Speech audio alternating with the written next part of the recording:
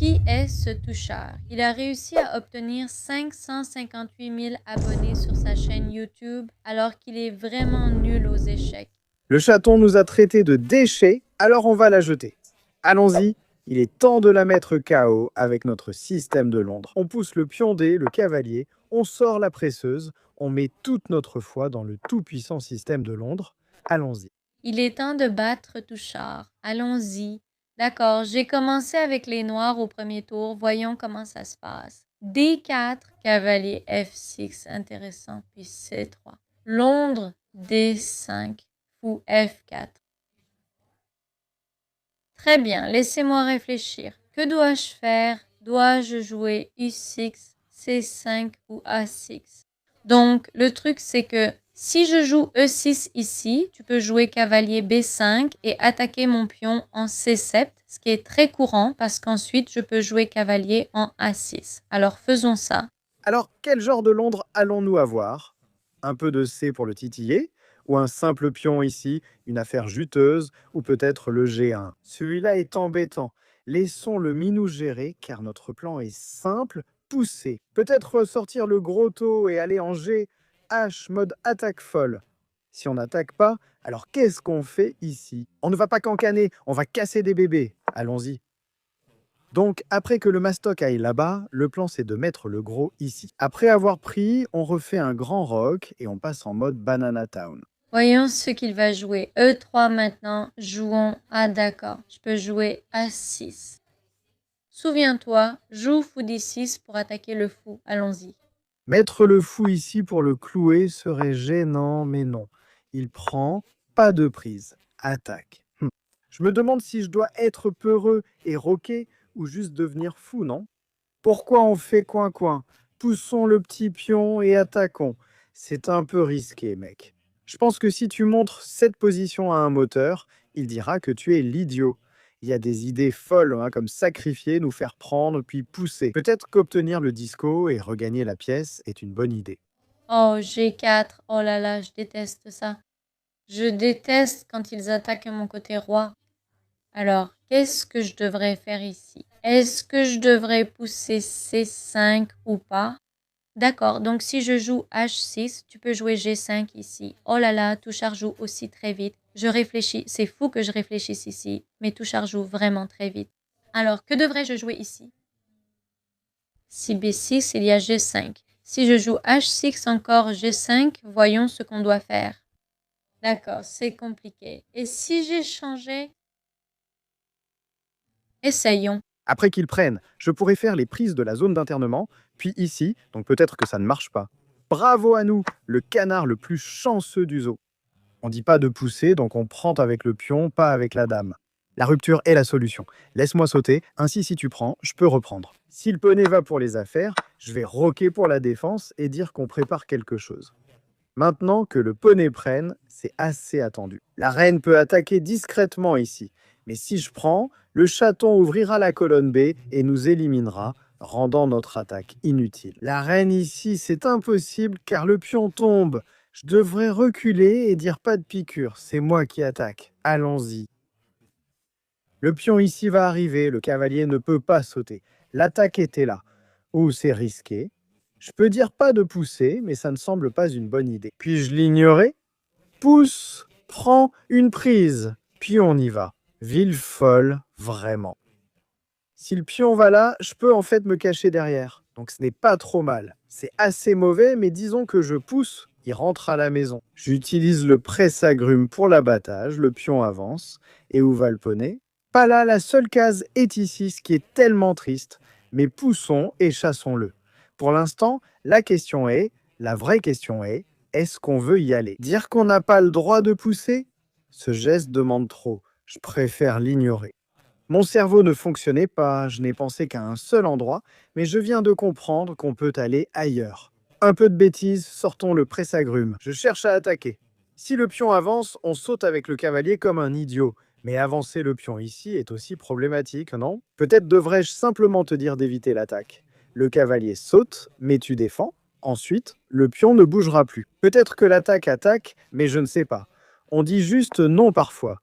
Parfois, il faut juste dire non dans la vie pour gagner. Et maintenant, on peut y aller à fond. Fou ici, la grosse ici. Dame, là, on pousse et on attaque. Voyons voir. Le cavalier tente des manigances, essaie d'être l'homme des échanges. Je peux prendre, la dame peut prendre. On peut mettre le presseur là et ensuite la partie continue.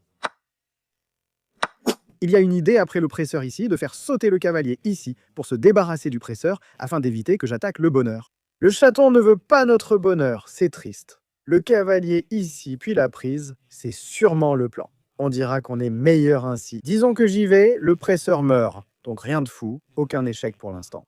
La poussée est possible car il n'y a pas de mat, donc on avance. Ignore le chaton. Dis si tu veux grignoter. Peut-être que le presseur va là pour la disco. On a une attaque ou non, telle est la question. Le presseur va là-bas. Le chaton joue à un rythme fou. J'ai presque envie d'y aller direct, mais c'est peut-être trop. Et si je poussais en ignorant le reste? Le presseur veut aller au disco, ça nous fait peur. On y va? Tenter d'ouvrir la maison, c'est vraiment trop, honnêtement. Après une menace de ce pion, la vraie menace est d'aller tour ici, mettre la pression sur le C et on est en difficulté. J'aimerais sacrifier, mais ce n'est jamais possible. Et si je place la dame ici pour menacer?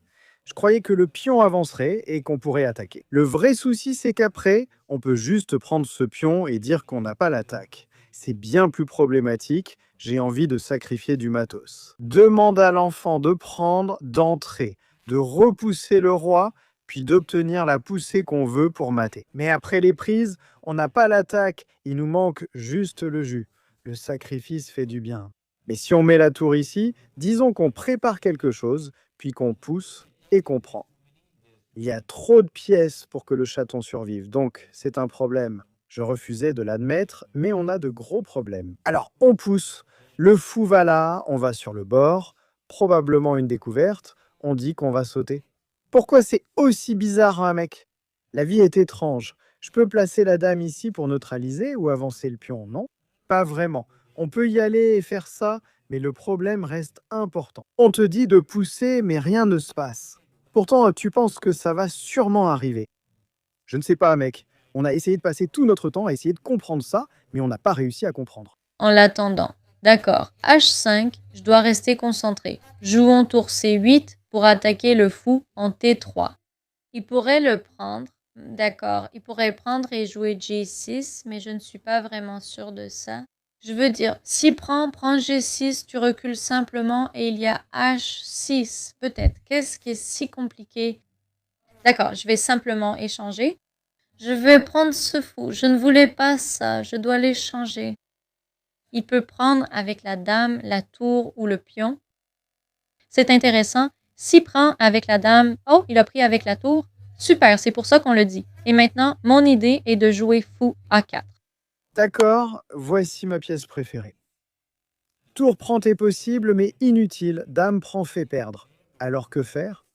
Je suppose que tour prend est correct, on garde une bonne protection. Il pourrait continuer sa journée, mais est-ce que sa poussée avance vraiment? Peut-être que la poussée avance, donc on prend ici et on laisse ce pion faible mourir. Je ne peux pas prendre ici. Il y a un angle de clouage qui détermine comment la poussée avance. Mais on peut sauter et la contrer un peu. C'est risqué, mais on ne peut pas. Après le pion, on fait l'erreur, on met la grosse pièce et on échange. Mais ça ne s'est pas passé ainsi. On a maintenant l'occasion idéale d'échanger les dames ici. Et la finale nous avantage, car les cavaliers sont simplement supérieurs aux fous. Après la dame ici, pas de poussée possible. La dame s'écarte pour refuser, puis on attaque après prise. Le pion avancera-t-il vraiment et mettra-t-il la pression? Peu probable. On fait confiance à l'échange des dames, c'est la voie. D'accord, T4 serait incroyable, mais malheureusement, il va le prendre et je ne gagne rien. Si je joue fou A4, il peut prendre, reprendre et prendre en A4. Dame C4, il peut y aller. Jouons dame B4. Si la tour T4, je joue juste tour F4. Tour C4. Prendre aussi pion en A4. Pousser était possible. Si la dame va là, c'est ce que je pensais. J'ai pensé, je pousse, je demande à Kitty d'y aller et on tente des manigances. Je croyais l'échange des dames forcé, mais j'ai peut-être tort. Je pousse, il prend, rien ne change, donc l'idée de pousser paraît bonne. Quand tu entres, Il y a F et on cuisine, quand soyons les champions. C'est ce qu'on attendait. Je croyais qu'on préparait le mat. Oh, il y a aussi des trucs de fou là-dessus. Tu sais, si le pion avance, il y a l'utilisateur meurt, ça a l'air mauvais. Je pense que l'échange des dames, ne pas échanger les dames, c'était une mauvaise idée. Imaginons qu'on y va, pousse le pion, on le prend, ça semble bien. Il y a même l'idée de sacrifier et de devenir fou. C'est trop, mais laisse-moi gérer. La tour précise qu'aucune réunion n'est autorisée. Le sacrifice est excessif. Ce pion va mourir, peu importe. Le vrai souci, c'est le temps. J'ai envie de pousser, et si tu prends, je veux aussi prendre ça. C'est peut-être trop risqué. Si ça marche, on est content. Et celui-là, tu veux prendre de quelle façon? Prendre avec le poney, maintenir la position, le gros temps des manigances, et on fait échec. On doit prendre le risque, frérot. Il reste 3 minutes à l'horloge du morpion. On tente des coups fous. Cette tour devrait rejoindre la fête et nous apporter la gloire. On menace de prendre ici ou là, double attaque et on met de l'ambiance. C'est une partie amusante, pousse, ce n'est pas là. On peut le prendre. Ce pion meurt, mais personne ne s'en soucie. Toute l'attention est sur la sucette. Si je fais ça, il prend, je prends D4. D'accord, tour 8. Il va prendre, je vais prendre avec la tour. On peut prendre. Ça craint, prends. Et si je le prends? Si je prends, il jouera 9. Si je prends, il jouera cavalier D5 tout de suite. Mieux vaut jouer tour 8 et le menacer. Oh non. J'ai oublié le sacrifice, d'accord, tour ici. La défense doit être mauvaise. Prendre était peut-être la bonne option. Si je prends le pion, il reprend, tout va bien.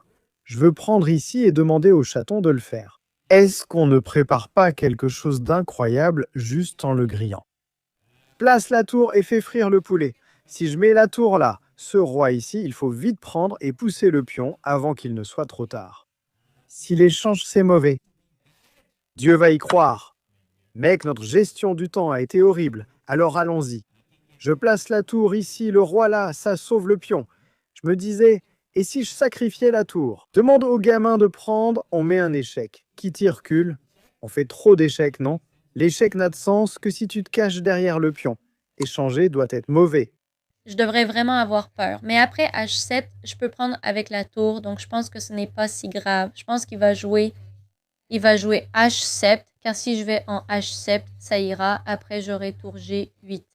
Oui, il l'a fait. Si je prends, il joue F7 et cet échec est mat. Oh non, je dois y retourner. Mon Dieu, Touchard est devenu tellement fort depuis nos derniers matchs. Il s'est beaucoup amélioré. Touchard, je n'aime pas ça. Je me rattraperai aux prochaines parties. Les sacrifices deviennent fous.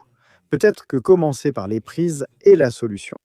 On veut juste placer la tour ici, prendre le pion et terminer. Ce pion est vivant. Le gros ne peut pas passer ici, ils sont là. Pas d'entrée pour la grosse dame, peut-être essayer de pousser. On croque ce pion, tu prends le cavalier, on fait échec, on le prend, on y croit. Il faut croire en nous, il faut. J'aurais pu jouer la petite ou la grande tour, il y avait sans doute plus de possibilités. La tour ici n'est pas assez rapide pour gagner car on la prend, et la vraie menace, c'est de faire échec, de reprendre, de faire échec et de mettre la petite tour ici. Frère, on devient un petit Hikaru, hein, on doit être un de ses fans. C'est délicat. Comment protéger? Je dois donner ce pion. Je n'ai pas d'autre choix. Eh bien, je ne vois rien. C'est vraiment effrayant. Que dois-je faire? D'accord, prenons-le, mais je suis clairement condamnée et je perds. Est-ce une idée? Non, il y a une découverte, ce sera un désastre. On veut juste prendre. Ce presse-agrumes est le pion idiot. Comme dit il y a 10 coups, le cavalier est la meilleure pièce. Il ne fait rien, il est juste là pour le soutien moral. Je t'aide pour les devoirs. En fait, non, donc il en profite. On prend. Et je pense qu'on obtient de bons nuggets de poulet. Quelle est la voie? La reine veut revenir quelque part. Mais chaque case est comme entrée interdite. Elle ne peut revenir pour défendre. Mais ensuite, on mange simplement, hein, on le sauvegarde en même temps, et après l'échec, même si tu le prends, prends-le. Le roi va là-bas. Il n'y a aucun moyen de nous empêcher d'entrer. Est-ce qu'on leur a donné des cookies? Peut-être, peut-être, peut-être. Proposer un échange à la reine était une excellente décision.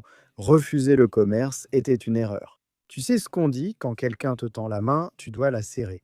Si tu refuses, c'est un manque de respect. Alors on propose l'affaire de la poignée de main. Le gamin a refusé, donc on doit le punir. C'est un parti pris insensé de toute façon. Le jeu n'est pas fini, il ne faut pas célébrer trop tôt. D'accord? Le pion est mort, mais comme on l'a dit, on s'en fiche.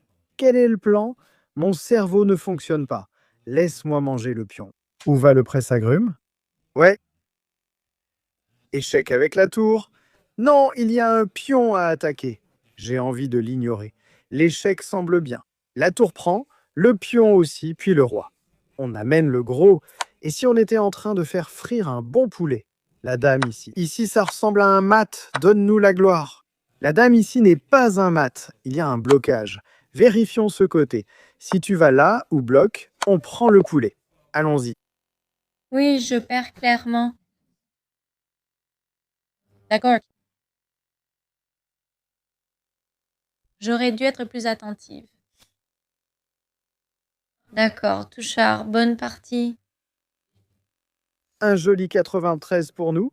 En fait, on jouait bien, pas aussi mauvais qu'on le croyait. C'est bien. Voilà la vie à Londres.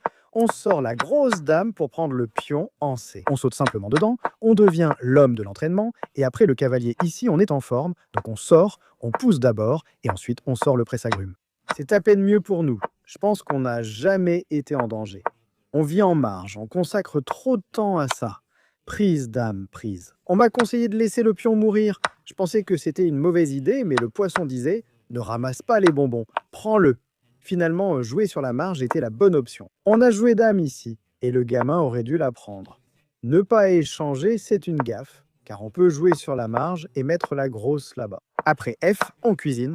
F5, la rupture classique à la L pour attaquer le minou. Prise, puis un autre pion. Sacrifice, apparemment c'est le 4e mat en 10. Et la tour ici, c'est la façon dont on prend le pion. On ignore juste le minou, peu importe ce que le gamin veut faire. On obtient l'échec et on obtient la gloire.